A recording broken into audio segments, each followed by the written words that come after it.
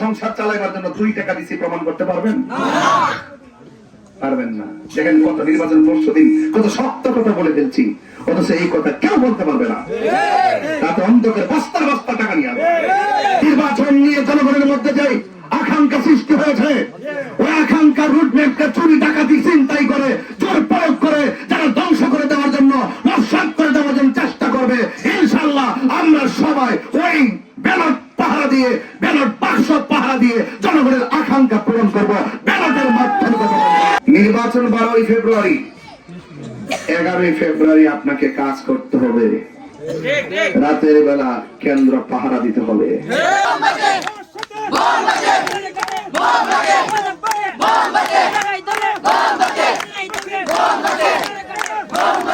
আসসালামু আলাইকুম ওয়া রাহমাতুল্লাহি ওয়া বারাকাতুহু।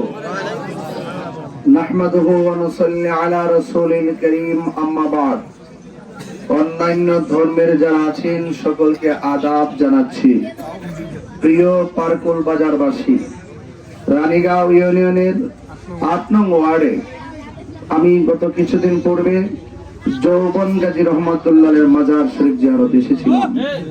জিয়ারত শেষে আপনাদের এলাকায় ঘুরে ঘুরে আমি আমার দায়িত্ববোধের জায়গা থেকে আপনাদের এলাকার সিচুয়েশন দেখেছি, আপনাদের সাথে হাত মিলিয়েছি, আপনাদের কাছ থেকে দোয়া চেয়েছি। আজ আমি একদম নির্বাচনের শেষ প্রচার পার্কুল বাজারে উপস্থিত হয়েছি। আজকে আপনাদের দোয়া, সমর্থন এবং আপনার মূল্যবান ভোট মোমবাতি প্রতীকে দেওয়ার জন্য আপনাকে বিনীতভাবে অনুরোধ করছি।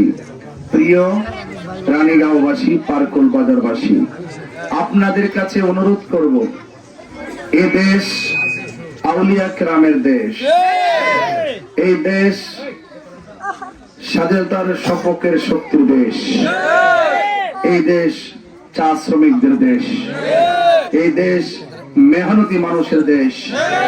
দল মত ধর্ম বর্ণ নির্বিশেষে সকলে যার যার স্বাধিকার অধিকার সব কিছুকে বুঝে গ্রহণ করে নিরাপদে শান্তিতে সম্প্রীতিতে চলবে, এটাই বাংলাদেশের প্রত্যাশা, এটাই আমাদের প্রত্যাশা, এটাই আমাদের আউলিয়া কেরাম সুফিবাদ প্রেমিক যারা আছেন তাদের প্রত্যাশা। আউলিয়া কেরামের অনুসারী ম্যাক্সিমাম খানকা নির্ভর ছিল। আজ আমি আপনাদের মাঝে রাজনৈতিক ভাবে মোমবাতি প্রতীকে কেন এসেছি এই জন্য, সারা বাংলাদেশে আমার আহলুস সুন্নাত ওয়াল জামাত সংখ্যায় বেশি হওয়ার পরেও রাষ্ট্রতন্ত্র আমাদেরকে রাষ্ট্রের কোন সংলাপে ডাকে না, অথচ চুনারুঘাট মাধবপুরে শতকরা 90% সুন্নি। সুন্নিদের ভোট নিয়ে এমপি হয়, মাজার যখন ভাঙ্গা হয় তখন এমপিরা কথা কয় না, সঠিক? এরপর যে কোনো ধরনের ইস্যুতে আমাদের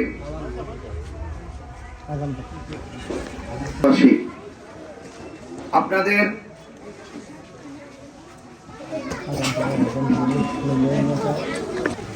যে আমরা সুন্নিরা বারবার বৈষম্যের শিকার। দেশের যে পরিস্থিতি চলতেছে, এখানে আমি সুন্নি বলতেছি কেন জানেন? রাজনীতিতে সবার ভোট লাগে কি না? এরপর আমি বলার উদ্দেশ্য হলো, এই বাংলাদেশে একমাত্র শান্তিপ্রিয় দল আহলুস সুন্নাত ওয়াল জামাত। আমি মনে করি আপনার সঙ্গে যদি কোনো বৈষম্য হয়, আমরা শান্তিপ্রিয় মানুষ আপনার পক্ষে কথা বলবো। আপনি যদি নির্যাতনের শিকার হন, আমরা দেশের শান্তিপ্রিয় মানুষ আপনার পক্ষে কথা বলবো। আপনার সঙ্গে যদি কোনো বৈষম্য করা হয়, আমরা শান্তিপ্রিয় মানুষ আপনার পক্ষে কথা বলবো। কারণ আমরা দেশের পক্ষে কথা বলি, দেশের মানুষের পক্ষে কথা বলি। আমরা রাজনীতি করি মানবতার রাজনীতি, আমরা রাজনীতি করি ইনসাফের রাজনীতি। দল মত ধর্ম বর্ণ নির্বিশেষে সকলে শান্তি সম্প্রীতিতে নিরাপদে বসবাস করবে, এটাই হলো আমাদের প্রত্যাশা। এখানে দাঁড়িয়ে অনেক অতিথিরা অনেক নির্বাচনে অনেক বড় বড় বক্তব্য দিয়েছে। রাস্তা কি পেয়েছেন? বারবার আপনাদেরকে আশ্বাস দিয়েছে, আর আপনারা আশ্বাস দেওয়া মানুষের কাছে বিশ্বাস হারাইছেন। তারা আপনাদের সঙ্গে প্রতারণা করেছে। আমার যুবক ভাইরা, আমাকে আপনারা বিশ্বাস করেন কি করেন না, আমি এমন একজন ব্যক্তি যিনি ওয়াদা খেলাফ করি না। আমি এমন একজন ব্যক্তি, মিথ্যা আশ্বাস মিথ্যা বক্তব্য আমি দেই না। আমি অনুরোধ করে বলবো, এই রাস্তা দাঁড়িয়ে বলছি, এই রাস্তায় দাঁড়িয়ে বলছি, আমার কাছে আমি যদি আপনাদের সমর্থন নিয়ে যদি সংসদ সদস্য হতে পারি, আমার কাছে আপনারা রাস্তা চাওয়া লাগবে না। আমার সর্বোচ্চ চেষ্টা দিয়ে রাষ্ট্রতন্ত্রের বাজেট থেকে আমি আদায় করে এনে আপনাদের রাস্তার ব্যবস্থা করব। শিক্ষার উন্নয়ন বলতে হবে না, যে জাতি যত শিক্ষিত সে তত উন্নত। আপনার ছেলের আধ্যাত্মিক উন্নয়ন, শিক্ষার উন্নয়ন করার জন্য যা প্রয়োজন তাই করবেন ইনশাআল্লাহ। অবকাঠামো উন্নয়ন বলতে হবে না, সবই হবে। অনেকে বলার চেষ্টা করেন যে আমি যদি সংসদ সদস্য হতে পারি তাহলে আমি কি করব, আমি কি আনতে পারবো? অনেকে বলে কি বলে না, অনেকে বলে যে আমার দ্বারা কি রাষ্ট্র থেকে আনা সম্ভব। আমি তাদেরকে বলতে চাই, ভাইজান আমাকে সংসদ সদস্য বানিয়ে দেখুন, আমি আনতে পারবো কি বলুন, এই টেনশন আপনার দরকার নাই। আমি যখন এনে দেখিয়ে দিব তখন আপনি গর্ব করে বলতে পারবেন তাহিরি হুজুর পারে। আমার যুবক ভাইরা, আমার জন্য সবাই দোয়া করবেন। বাড়িতে মা বোনদেরকে আমার সালাম দিবেন, দিদিমা শেখারাদেরকে আমার আদাব দিবেন, দিয়ে বলবেন যে মোমবাতি প্রতীকে তাহিরি হুজুর ভোট চেয়েছে, দোয়া চেয়েছে, একটু খাস করে দোয়া করতে এবং সকাল সকাল গিয়ে মোমবাতিতে ভোটটা দিত। প্রিয় উপস্থিতি, নির্বাচন কয় তারিখ? আজকে শেষ প্রচার আমার। নির্বাচন 12 ফেব্রুয়ারি। 11 ফেব্রুয়ারি আপনাকে কাজ করতে হবে, রাতের বেলা কেন্দ্র পাহারা দিতে হবে। অনেক লোক আছে পেশিদারিত্ব দেখিয়ে কেন্দ্র দখল করার চিন্তা করতে পারে। জাগ্রত আছেন তো আপনারা? জাগ্রত থাকতে হবে। নির্বাচন নিয়ে জনগণের মধ্যে যে আকাঙ্ক্ষা সৃষ্টি হয়েছে, ওই আকাঙ্ক্ষা রুটম্যাপকে চুরি ডাকাতি চিন্তাই করে জোর প্রয়োগ করে যারা ধ্বংস করে দেওয়ার জন্য, নস্যাৎ করে দেওয়ার জন্য চেষ্টা করবে। ইনশাআল্লাহ আমরা সবাই ওই ব্যালট পাহারা দিয়ে, ব্যালট বাক্স পাহারা দিয়ে জনগণের আকাঙ্ক্ষা পূরণ করবো ব্যালটের মাধ্যমে।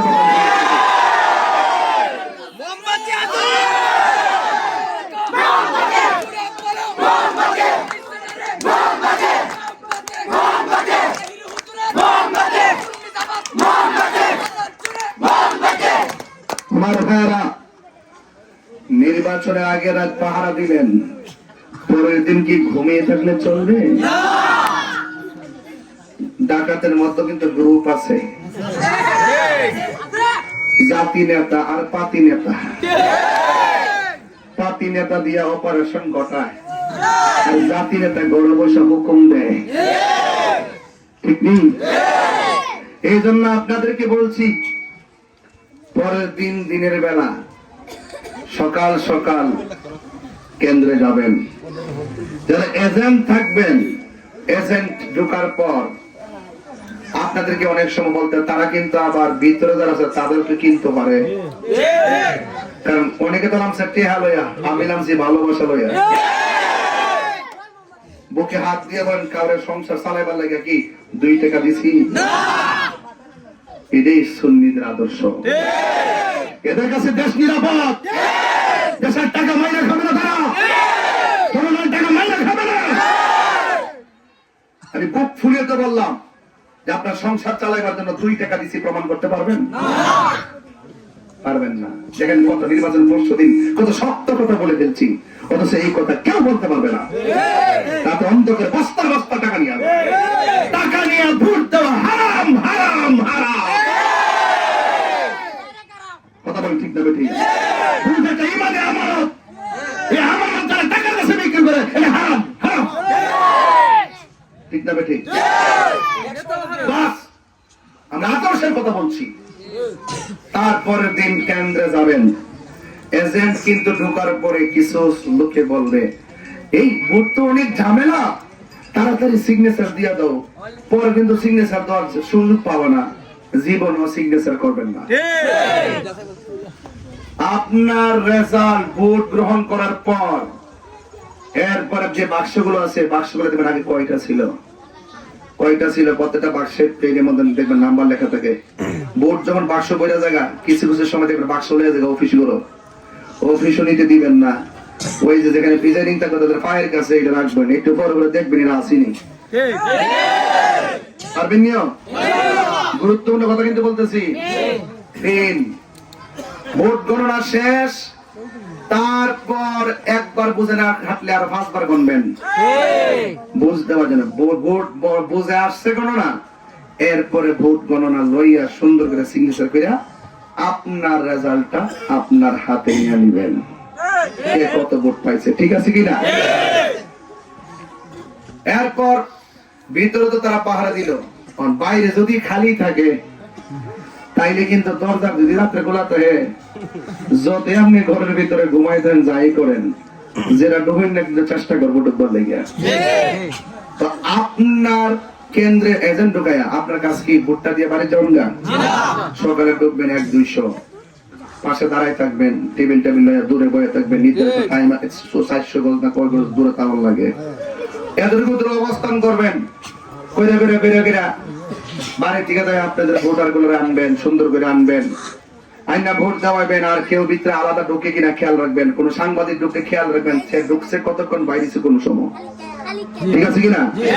ঢুকো কিন্তু বের হয়েছে কিনা খেয়াল রাখতে হবে। এজেন্ট যার ভিতরে আছেন খেয়াল রাখবেন, কারণ অনেক সময় দেখা যায় হলুদ পাতার সাংবাদিকও থাকে, থাকে কিনা। আদর্শ সাংবাদিকদেরকে সেলুট জানাই, যারা অন্যায় করবে অন্যায়কে অন্যায় বলবোই, ঠিক নেই। এরপর আপনার 2-300 লোক কেন্দ্র গণনা শেষ হওয়ার পরে দাঁড়ায় থেকে একটু পরে করে বলবেন জয় মোমবাতি।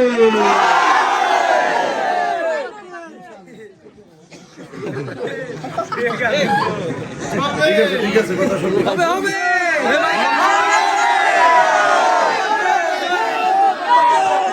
ইনশাল্লাহ আপনারা আমার পার করলে ব্যাপারে পারবেন ইনশাল্লাহ। আমাদের এই হুঙ্কার চা শ্রমিকদের পক্ষে ন্যায্য হক আদায়ের হুঙ্কার, কথা বলেন ঠিক কিনা। চা শ্রমিকদের কণ্ঠ হয়ে সংসদে কথা বলার হুঙ্কার, মেহনতি মানুষদের পক্ষে কণ্ঠে কথা বলার হুঙ্কার, এবং এই দেশের মেহনতি মানুষের স্বপ্ন পূরণের হুঙ্কার, কথা বলেন ঠিক কিনা। আমরা কাউকে খুশি করতে কথা বলি না, এক কথা আল্লাহ এবং রাসূলকে খুশি করার জন্য কথা বলি। একটি বার বানাই দেখুন, মজা পাবেন। দেখবেন হুট করে কান দেয় চাকাইতেছি, আমার প্রোটেকশন লাগতো না, আপনার আমার কোন নেতা লাগতো না, আপনারা সব নেতা, বড় ভাই মাইজ ভাই ছোট ভাই দিদি বড় ভাই না, সব আপনারা নেতা। আমার কাছে গেলে দরজায় দাঁড়াইতে লাগতো না, ঘন্টার পর ঘন্টা হারবে তাও লাগতো না। ইনশাল্লাহ আমি অনুরোধ করব আপনারা, আল্লাহ যদি আমার দয়া করে ইনশাল্লাহ আপনারা আমার কাছে যাইতে টিকিট লাগতো না, মুচল্লাও মজা পাইবেন, কাজ করেও মজা পাইবেন। কারণ আমি কিছু দিতে পারি আর না পারি, রাষ্ট্রের কাছ থেকে আপনার অধিকার আদায় কইরা আপনার অধিকার আপনাকে ফিরাই দিতে পারবো ইনশাআল্লাহ। সবাই ভালো থাকবেন। অনেক কথাই ছিল, হয়তো আমার অনেক কাজ আজকে রাত্রটা, আবার রানীগাঁও যাব বাজারে, সেখান থেকে শাকির মোহাম্মদ বাজার। আপনাদের সকলকে আমি দোয়া করি, আপনারাও দোয়া করবেন। আপনারা সবাই আমার জন্য দোয়া করবেন, আমি আপনাদের জন্য দোয়া করি, এবং পাশাপাশি